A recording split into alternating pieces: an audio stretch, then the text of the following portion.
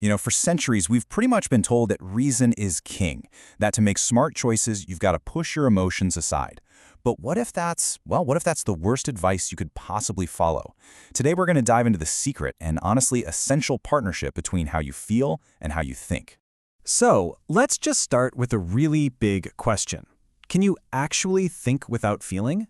I mean, it goes against everything we've been taught about logic, right?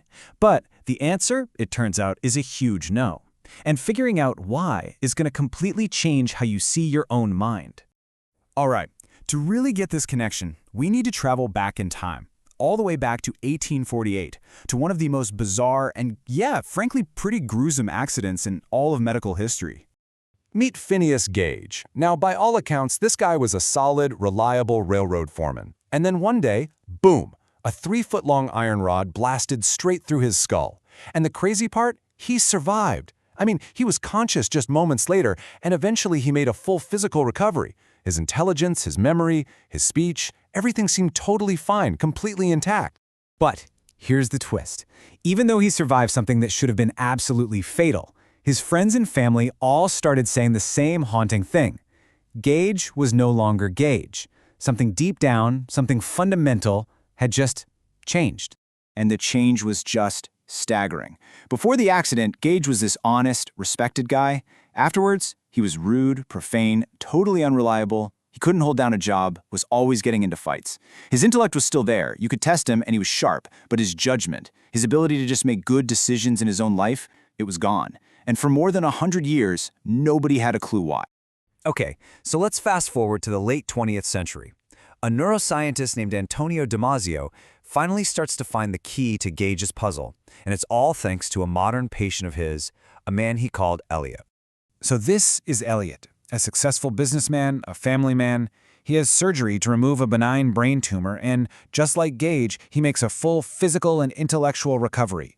But then, his whole life just falls apart. He loses his job. He makes one terrible financial decision after another. His marriages fail. Sound familiar?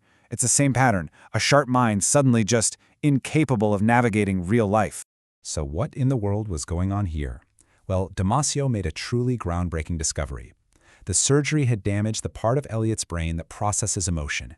Get this, Elliot knew what he should be feeling, but he didn't actually feel it. And without that emotional compass to guide him, his decision-making was just crippled.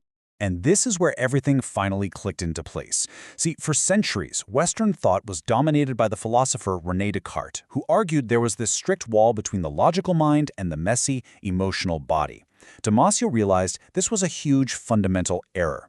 Reason isn't some cold, calculating machine. It absolutely needs input from our emotions to function properly. Okay, so if emotion is that crucial, how does it actually work? How does it guide our thinking?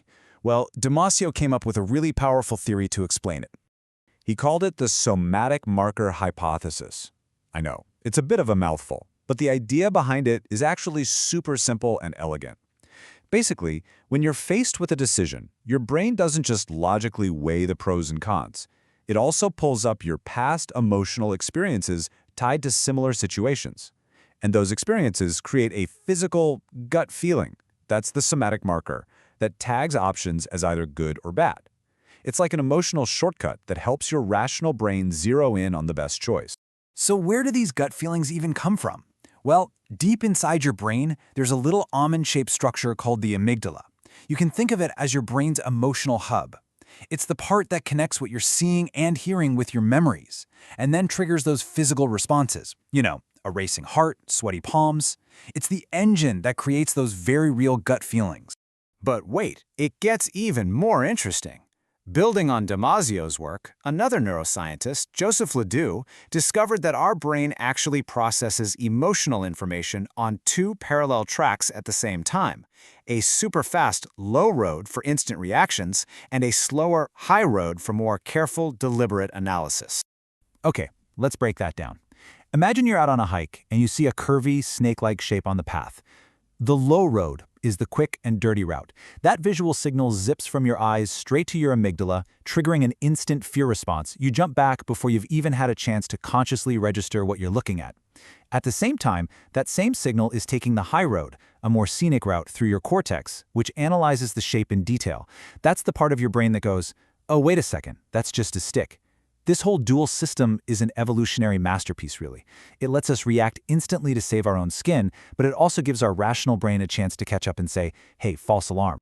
So this idea of having two different operating speeds in our head, one that's fast and intuitive, and another that's slow and analytical, is captured perfectly by what psychologists call the dual process theory. A great way to think about it is like that old fable. You've basically got a hare and a tortoise living in your head. System 1, that's the hare. It's fast, automatic, intuitive. It's your gut reaction.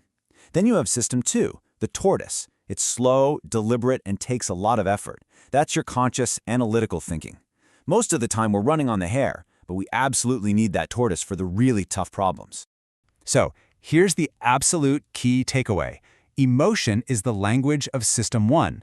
Those gut feelings, those somatic markers we were just talking about, that's the rapid-fire output from your inner hare. They're not just random noise. They are essential experience-based data that gets fed to your slower, more logical System 2 to help it do its job. So let's zoom out. What's the big picture here? What does all of this mean for how we should think about, well, thinking itself? It really just flips the old script completely on its head. Emotion is not the enemy of reason, it's an essential partner. Your gut feelings aren't just random noise. They're a form of intelligence. It's real data being processed by your brain, based on a lifetime of experience. You absolutely need well-tuned emotions to make good judgments. And as the stories of Phineas Gage and Elliot show us so powerfully, losing your ability to feel can be just as devastating, just as debilitating as losing your ability to think logically. This really reframes our entire relationship with ourselves, doesn't it? It means that true self-awareness isn't just about analyzing your thoughts, it's also about learning to understand your feelings. And that leaves us with a final, really important question to think about. If our feelings really are a form of intelligence, a crucial signal from our brains, how can we all become better listeners to what they're trying to tell us?